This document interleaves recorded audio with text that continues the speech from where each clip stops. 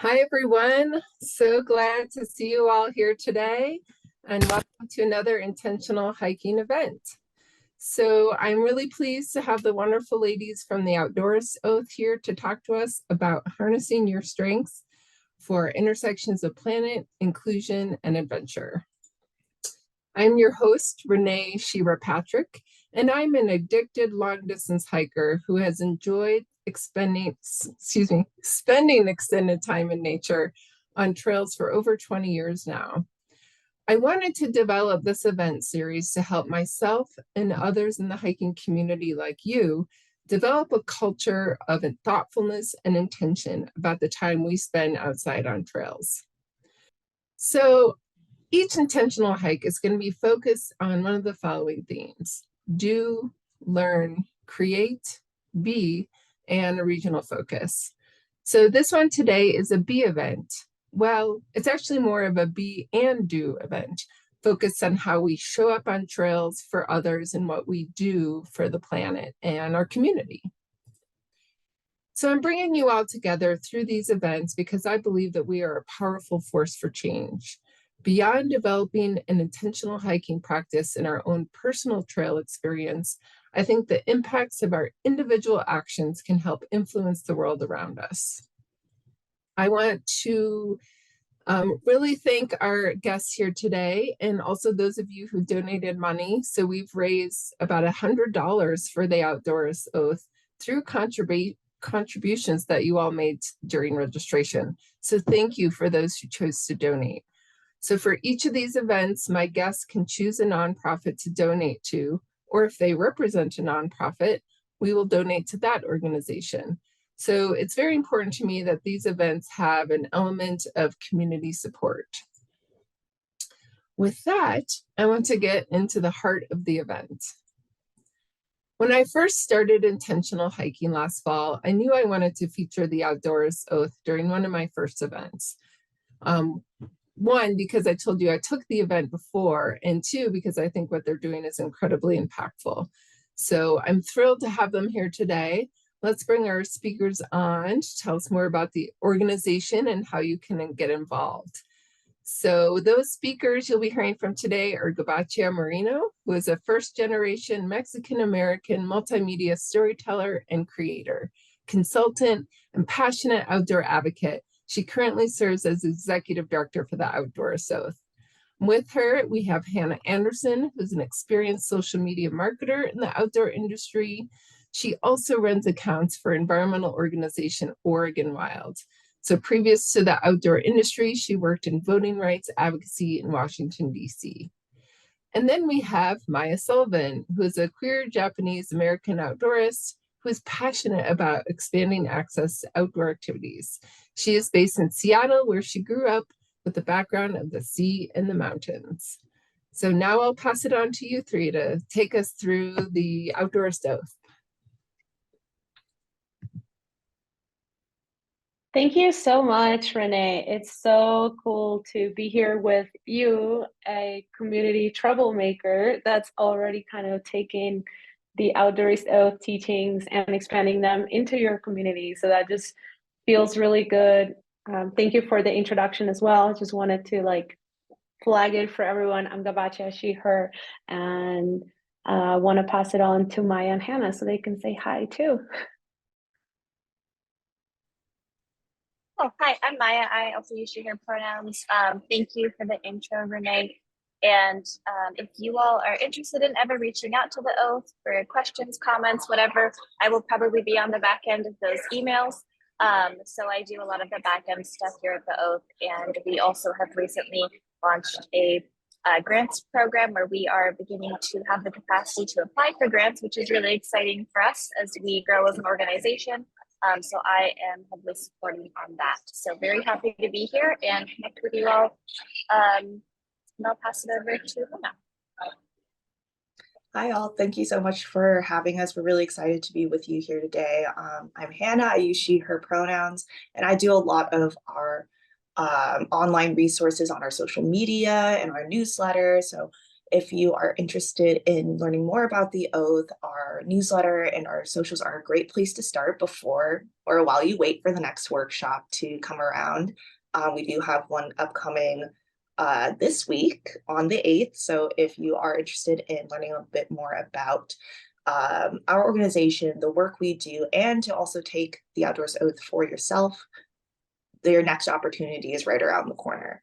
But if you can't make this upcoming workshop for whatever reason, feel free to, look at our website or join our newsletter or our socials to, grab some free resources, all based in the intersections of planet inclusion and adventure.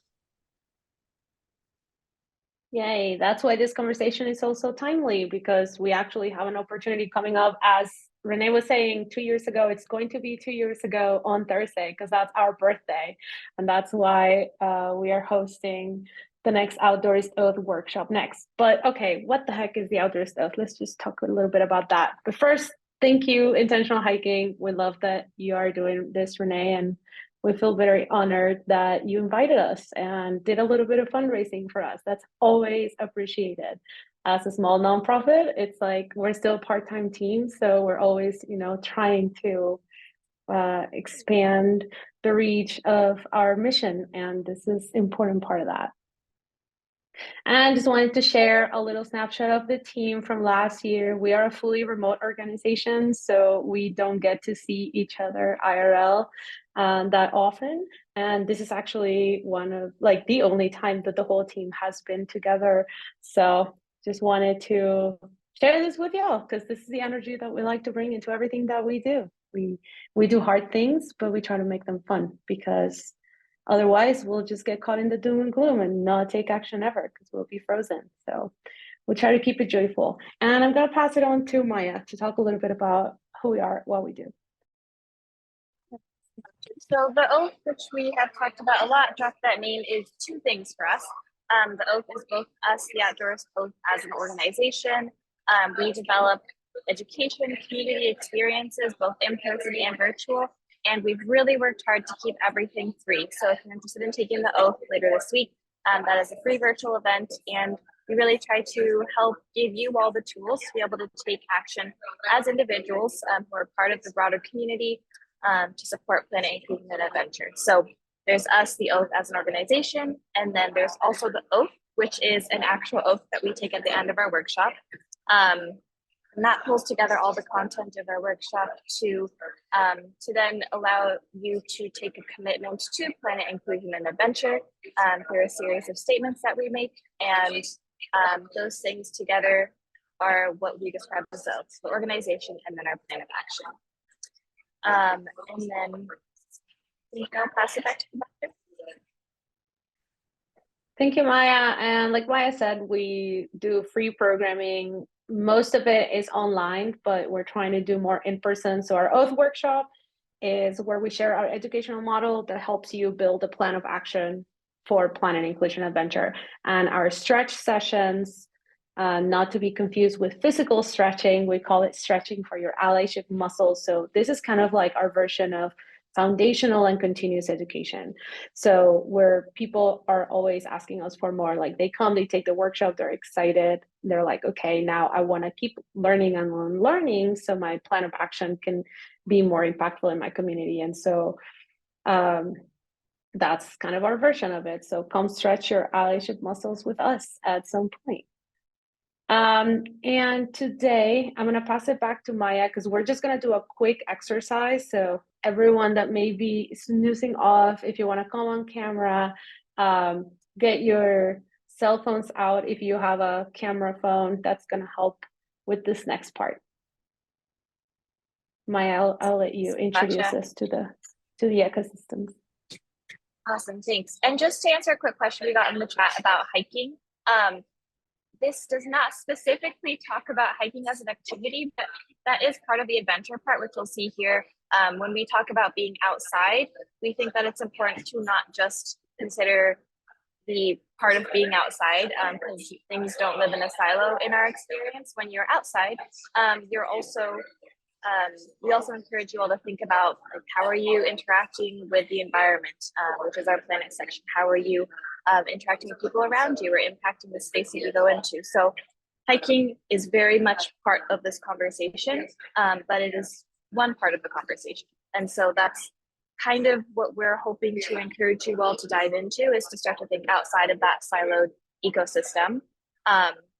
So with that, yeah, so our shared ecosystems, we have three different parts of this. The first being a planet. And when I think about planet, I think about sustainability. I think about maybe if I'm going hiking, I'm thinking about the leave no trace principles. Like, how am I going to be interacting with my physical environment in a way that, you know, keeps it better for the next generation, for example. So things like that I might typically think of when I'm going outside in nature. When I think about inclusion, that's another separate ecosystem. For now, we'll talk about them separately. It's another separate ecosystem in that when I go outside, you know, I take who I am as a person with me. So for example, maybe I'm an able-bodied hiker. Maybe I am a hiker who comes from, you know, lower socioeconomic status, and I bring that identity with me. Maybe for me, like, I'm a woman, I'm a person of color, I bring those identities with me. So those are parts of my inclusion aspect, tied to my identities, tied to my communities. And then finally, the adventure ecosystem is like, what is that thing that I love to do that brings me joy? And sometimes that might be hiking, that might be the adventure that I take, and sometimes that might be something else, like, you know, cooking a new dish for me might be adventure. So we have these three shared ecosystems. And we all probably feel like we relate to one or the other more closely, or we feel more comfortable thinking about one or the other. And so with that, I'm going to pass over to Gabbaccia to help us go a little bit more into this activity. Thank you, Maya. Yeah, so really thinking about planet, inclusion, and adventure as three ecosystems that cannot exist without each other, right? Every time we're out hiking, there is a planet to take care of because we hike on this planet, right? There is inclusion to think about and consider because there's peoples of all different backgrounds that are out there enjoying the trails in different ways as well. And then, of course, adventure is that can be a very expansive or very narrow definition, depending on where we're coming from. So we're really just inviting you all to think about these and how they intersect and where do you, this is our first quick question.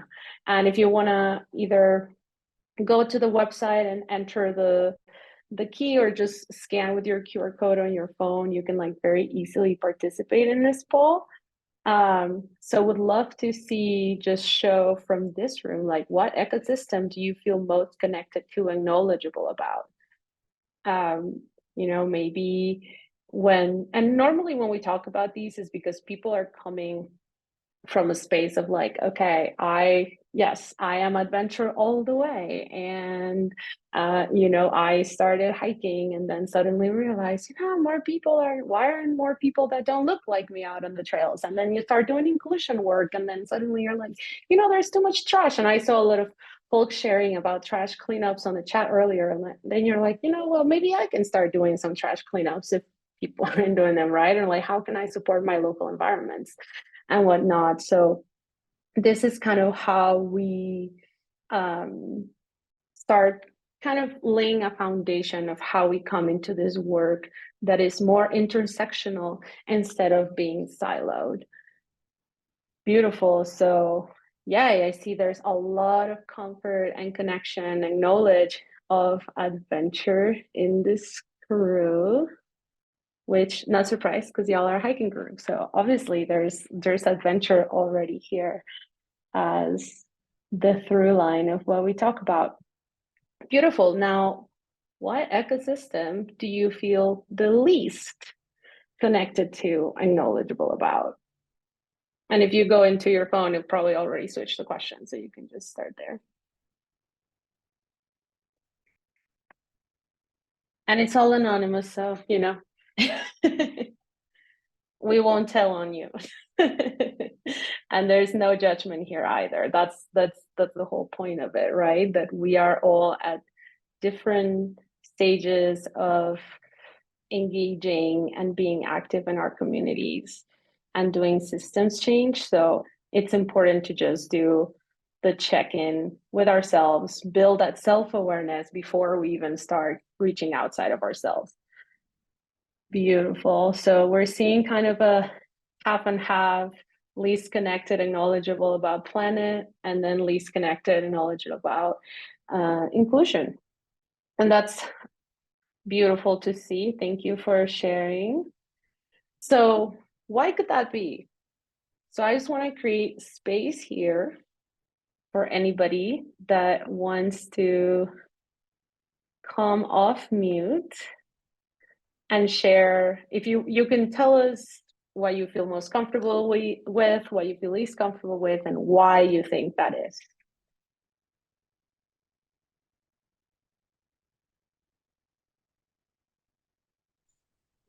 I'll go ahead and share. Well, I think most comfortable adventure. So I started hiking long trails well before I became aware of my environment, of the planet around me, and of the privilege of growing up as an American, as a white woman in these places. But yeah, I've since spent a lot of time. I've worked for a conservation organization, so really spent a lot of time thinking and acting on the planet. And to be totally transparent, like the inclusion aspect has been a relatively recent focus of mine, and something I'm really interested in making sure, everyone has access, feels comfortable, and that I'm an ally to those in the work. So that's a little bit of my history. So can I just invite you to go a little deeper? So why do you think that the inclusion piece just came in recently for you? Because I didn't realize that I had the privilege that I do. I think it was really, a lot of 2020 and events around the country and around the world. I was actually a Peace Corps volunteer in West Africa 20 years ago. And even then I saw that I had privilege because I was treated differently, even though I was very much welcomed. But I don't think I really internalized that difference and that perspective and privilege till recently. Thank you so much for sharing that, Renee. Anyone else?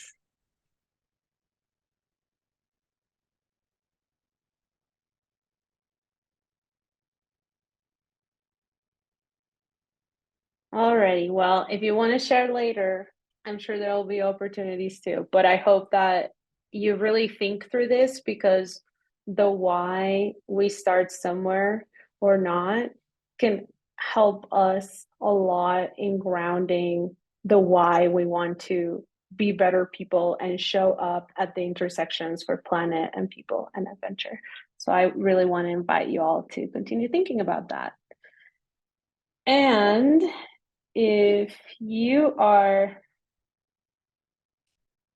new to all these things that we talk about, which you probably are, and we use language that maybe you're not used to hearing elsewhere, we like to bring all of this together as our why we're telling you come and act at the intersections of planet, inclusion, adventure, is because what happens at the intersection is an area of abundance. Our work is more impactful at the intersections. There is this effect that happens in nature, and you probably see it a lot, especially long distance hikers. You are walking in a desert ecosystem, right? And then it's going to become a forest. And between the desert and the forest, there's going to be a transition zone. And that is called an ecotone. And what science has found is that these areas where we have the overlap of one ecosystem and the next are areas of abundance. They're areas where more species thrive, where more is possible in terms of nature. So that's why we are inviting you all to come and take action at the intersections of planet, inclusion, and adventure. Also because it's more fun, because you're always learning from different folks that are more knowledgeable or have more lived experience in one area or the other.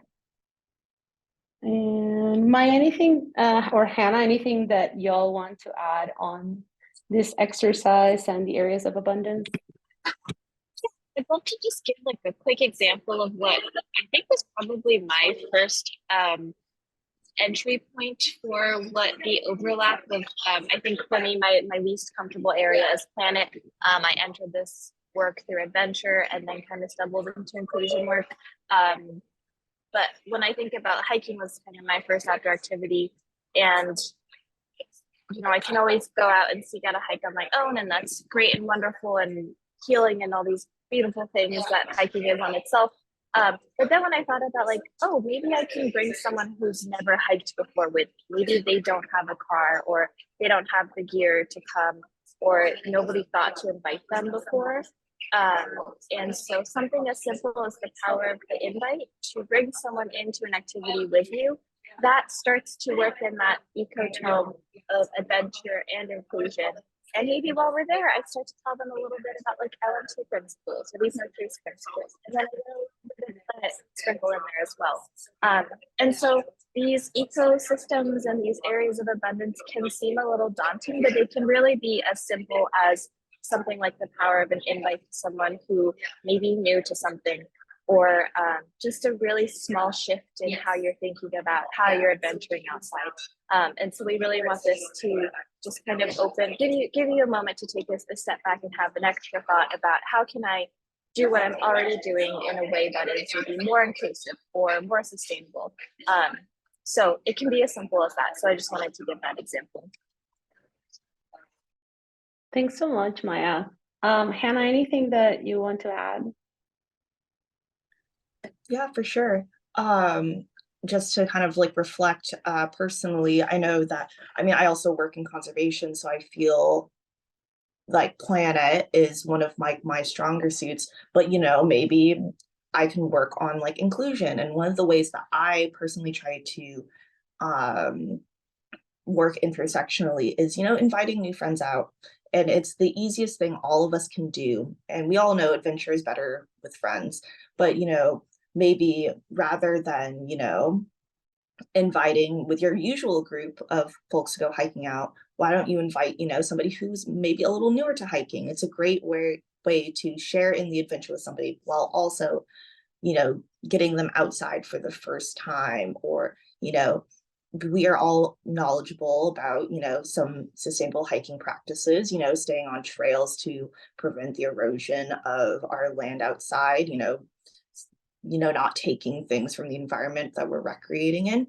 And by bringing that new person into your group and, going on a hike and kind of naturally teaching them these things, you have made somebody a more sustainable and intersectional hiker just by simply inviting someone out. And, there's lots of knowledge to be shared that you may not think about, but it could be completely new to somebody.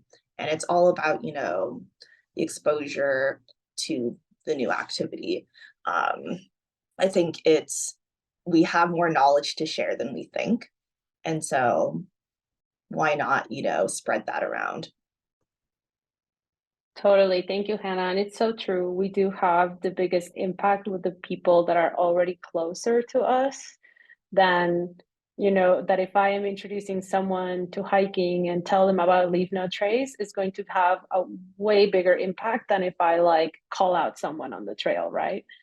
Because it's a very different kind of relationship. So I think introducing folks to whatever adventure means to you, it's a really beautiful and expansive experience from both ends too, because sometimes you've been hiking for so long that it's kind of like second nature. And when you take someone hiking for the first time, then you get to see it kind of through those eyes of like first time outside in this way. And it kind of like also helps you reconnect with, the earlier days that you were getting outside.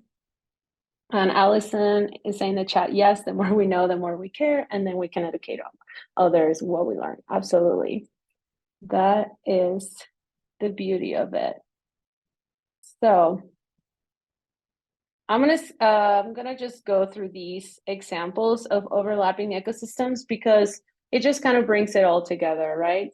So when we take action for inclusion and adventure, we welcome more individuals into the outdoors, which means more voices taking action for the planet. Literally what Allison just said in the chat.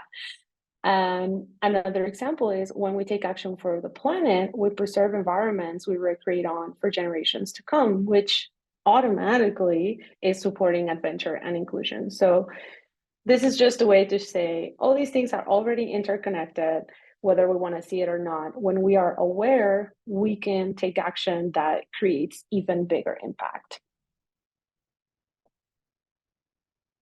Okay, with you.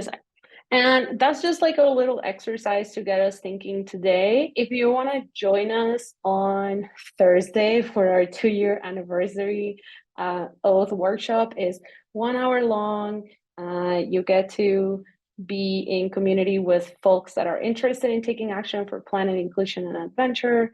And thank you, Jess, for dropping the link in the chat. So there it is in the chat. It's also on this QR code, and happy to go into the next part of the conversation with you, Renee. Great, thank you. I have a question for you all. With 2 years of the oath and having people, take action or make commitments, has anything fun or interesting, people's individual actions come up? Something that you could share? Like, what have people done after taking the oath? Like,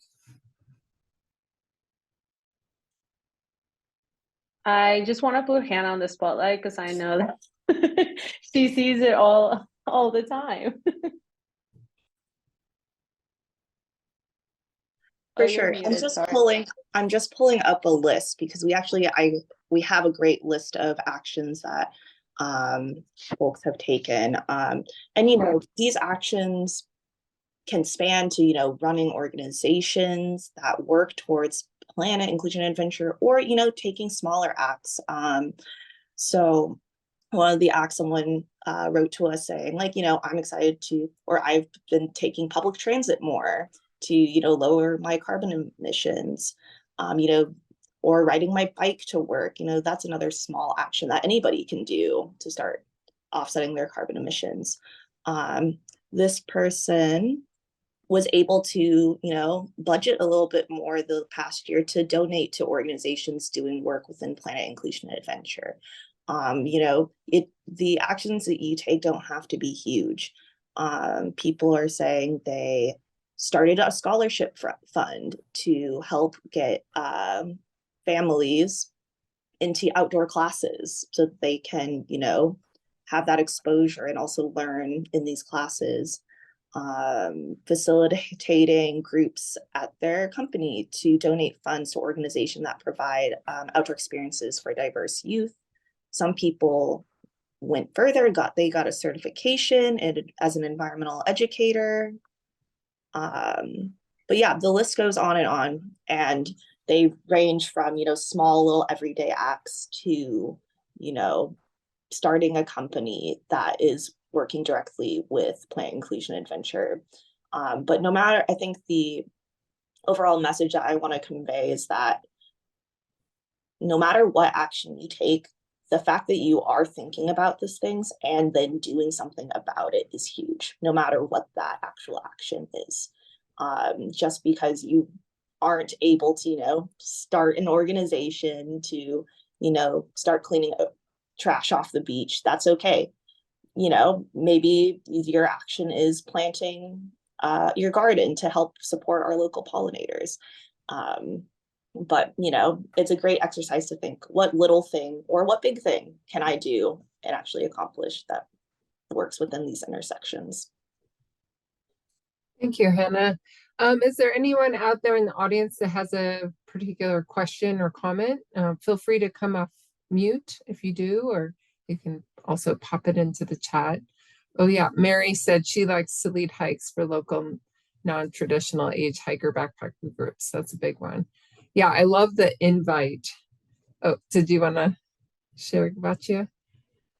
No, I was just saying yay for non-traditional hikers and backpackers, because I think when we talk, and I was having this conversation with someone not with someone actually, with Jessica from Outgrown. I don't know if you all are familiar. They used to be called Hike It Baby, and we're talking about, oh, hi.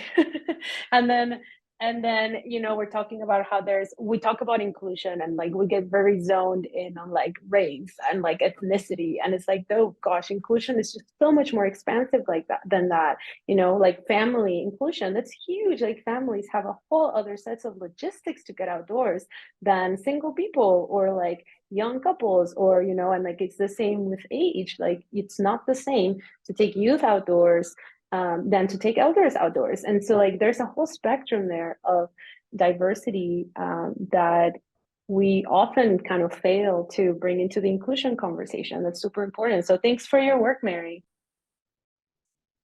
Allison, it looks like you raised your hand. Do you want to come off mute? Yeah, no, it's so cool to be here with you all today. I actually started a nonprofit to get kids outdoors and learning. So we're called Total New Mexico, teaching outdoors to all learners. And so because I've had this on my mind forever, and so I finally got brave enough to just make a nonprofit that's focused on growing accessible and equitable outdoor classrooms at schools. And so kind of to think about field trips are great, but if we can like find places that we can take like the hiking and the experiences, the adventures, and like bring that to grow those sustainable classrooms at schools.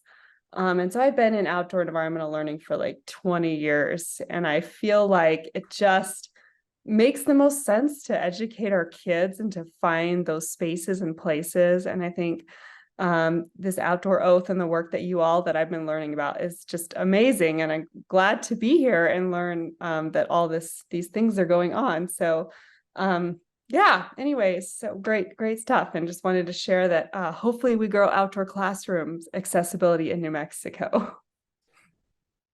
Thank you so much, Allison. And one more plug before we move on for the workshop on Thursday.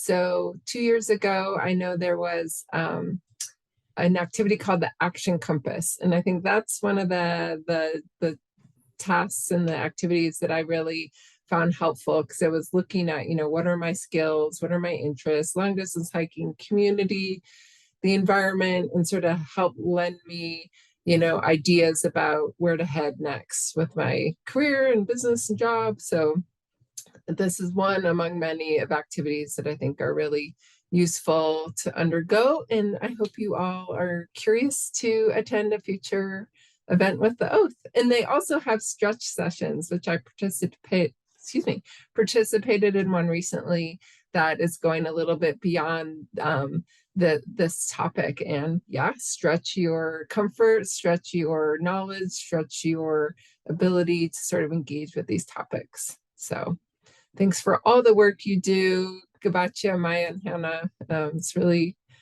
really appreciated. So, all right, with that, we're going to transition into the giveaway portion of today.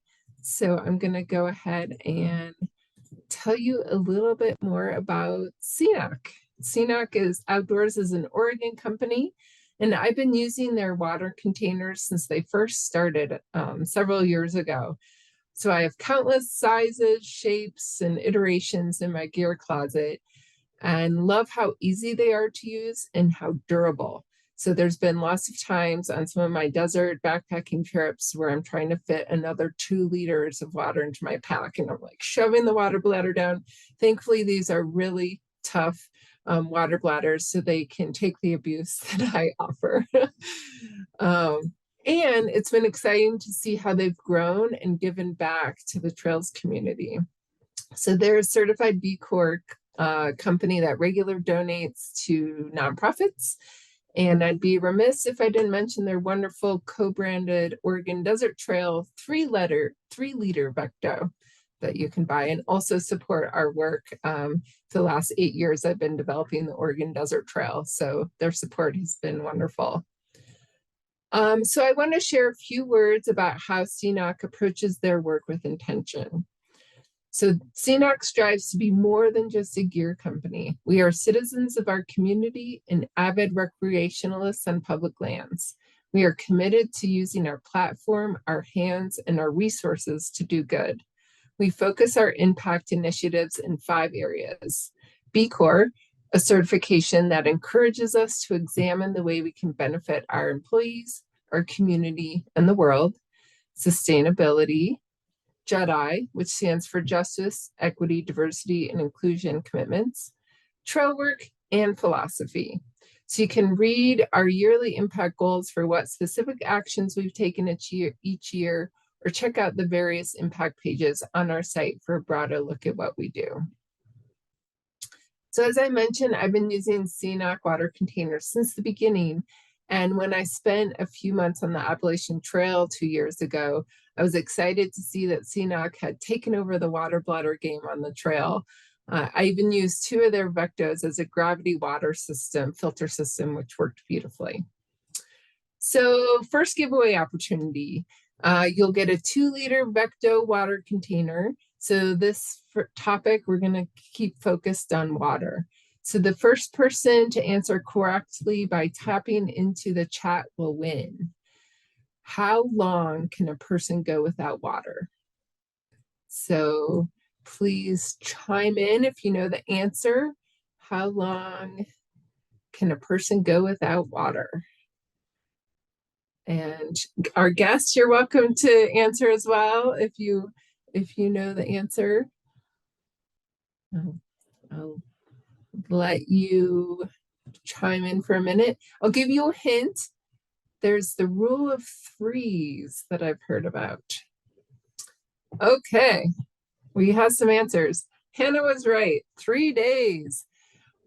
Well, with some caveats. So the typical answer is 3 days. So survival stats usually follow the rules of 3. You can survive 3 minutes without air, 3 days without water, and 3 weeks without food.